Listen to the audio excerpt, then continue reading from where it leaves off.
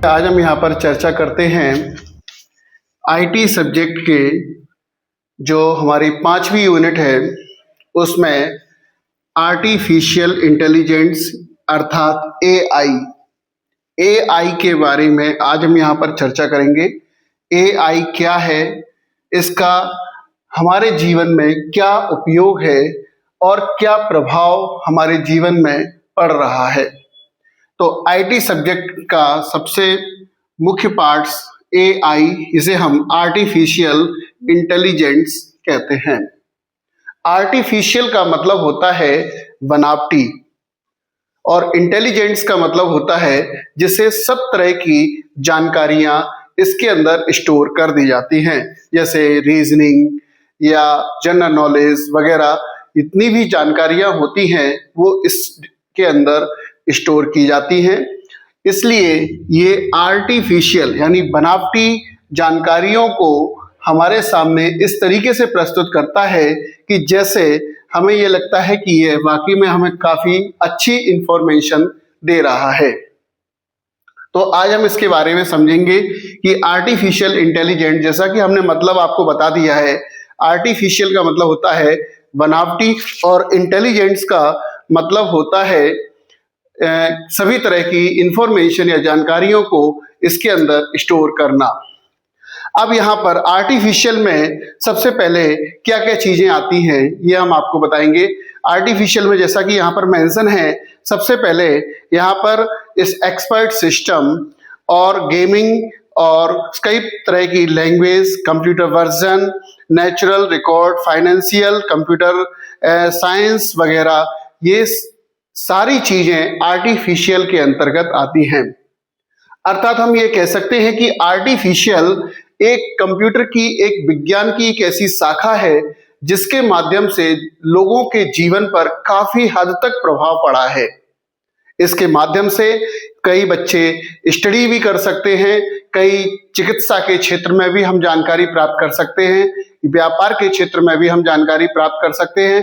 हम किसी भी क्षेत्र की जानकारी आर्टिफिशियल के माध्यम से आसानी से प्राप्त कर सकते हैं और अपने कार्यों को बहुत ही सरल सुगम बना सकते हैं।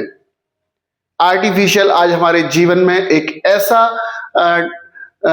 ऐसा कम्युनिकेशन बनकर आया है जिसके माध्यम से हम अपने जीवन में जो कुछ परिकल्पनाएं हैं उन्हें हम वास्तविक रूप में भी देख सकते हैं। अब आर्टिफिशियल और ह्यूमंस यानी हमारे मध्य क्या क्या संयोग होता है इसके बारे में हम आपको बताते हैं।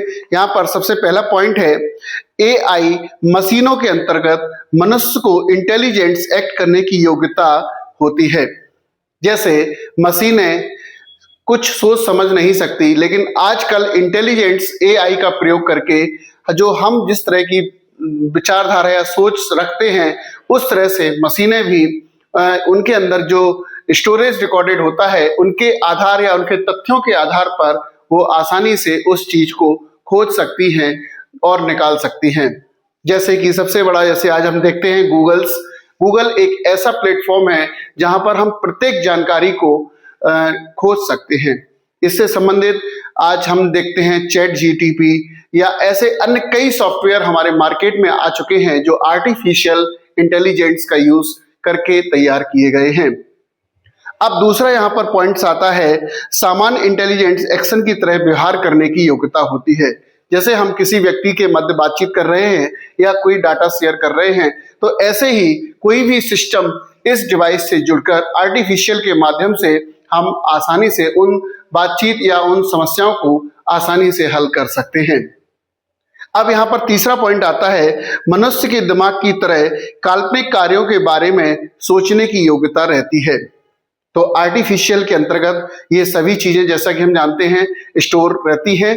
जब हम कोई भी डिवाइस को तैयार करते हैं तो इन सारी बनावटी चीजों के अंतर्गत हम अपने अंतर्गत की जितनी भी सोचने समझने की क्षमता होती है उतनी क्षमता को हम इसके अंतर्गत भी स्टोर कर सकते हैं। और उसकी तरह हम काल्पनिक जो कार्य होते हैं जिसे हम कल्पनाओं के माध्यम से सोचते और समझते हैं, वो हम इन डिवाइस के माध्यम से उन्हें पूरा करते हैं। अब यहाँ पर अगला पॉइंट आता है मनुष्य की तरह योजना बनाना और सीखना और उन्हें लागू करना। हम जैसी किसी भी कंपनी के बारे में या किसी पर्टिकुलर व्यक्ति के बारे में या मान लीजिए किसी भी कार्य को करने से पहले जो योजना बनाते हैं, उसी प्रकार एआई सिस्टम भी आज सभी तरह की इन चीजों की योजना बनाकर ही कार्य करता है। आज ऐसे प्रोग्राम सॉफ्टवेयर डेवलप है जो मनुष्य की तरह ही सोचते हैं और उन्हीं के अनुसार ही उनके द्वारा कार्य किए जाते हैं। जैसे मान लीजिए कंप्यूटर के अंतर्गत, मान लीजिए हमें ज्योतिष विज्ञान के अंतर्गत जाना है तो कुंडली सॉफ्टवेयर जो इसमें समस्त प्रकार के जितना भी डेटा होता है वो इसके अंदर सॉफ्टवेयर के अंदर स्टोर पहले से ही कर दिया जाता है।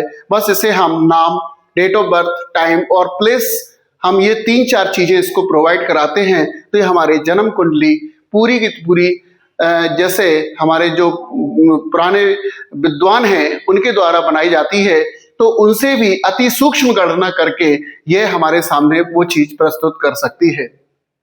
अब यहाँ पर हम अगला देखते हैं कि लैंग्वेज, अब जैसे मनुष्य केवल 1 या 2 या 3 लैंग्वेज अधिकतम बोल सकता है, लेकिन हम अगर सिस्टम के अंदर अगर देखें तो ये कई प्रकार की लैंग्वेज का इस्तेमाल भी हमारे सामने कर सकता है।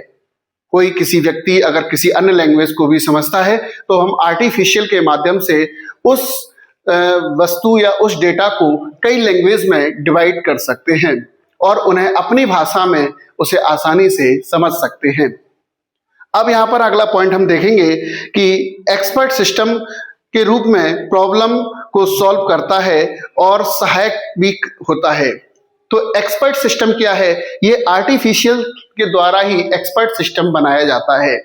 इसके बारे में हम अगले चैप्टर में आपसे चर्चा करेंगे कि एक्सपर्ट सिस्टम क्या है। तो ये आर्टिफिशियल का ही एक रूप होता है जो एक्सपर्ट सिस्टम को तैयार करता है और उसे हमारे कार्य करने योग्य बनाता है। अब यहाँ पर हम दूसरा अगला पॉइंट देखते हैं कि यूजर के लिए नेचुरल ह्यूमन वॉइस का प्रयोग करके कुछ ऐसे कम्युनिकेशन की अनुमति प्रदान करता है। मान लीजिए आज हमें एक स्थान से दूसरे स्थान पर अपना डेटा भेजना है तो हम आर्टिफिशियल इंटेलिजेंस का यूज करके हम अपनी वॉइस मेल, वीडियो मेल्स या किसी प्रकार की टेक्स्ट मेल को सेम टू सेम भेज सकते हैं और उसका यूज हम आसानी से कर सकते हैं। आज हम घर बैठे ही मोबाइल टेक्नोलॉजी के द्वारा हम ये समस्त कार्य कर सकते हैं। इसमें भी प्रत्येक डिवाइस जो कंप्यूटर सिस्टम से जुड़ा होता है, जैसे mobile, computer system, laptop, palm top इत्यादि, इन समस्त डिवाइस और जितनी भी मशीनें होती हैं उन सभी के अंतर्गत एआई का प्रयोग किया जा रहा है। आजकल हमारे घरों के अंतर्गत भी एआई का ही प्रयोग होता है। जो हमारे घरों में मशीनें वगैरह इत्यादि लगी होती हैं उसमें भी एआई यानी आर्टिफिशियल इंटेलिजेंस का यूज किया जाता है, क्योंकि जो उन मशीनों के फंक्शंस होते हैं वो फंक्शन आर्टिफिशियल फंक्शन होते हैं, उनको हमारे द्वारा बनाया गया होता है और हम जो जिस तरह का चाहते हैं वो उसी तरह का कार्य करते हैं। तो इसे हम कहते हैं आर्टिफिशियल इंटेलिजेंस। Thank you.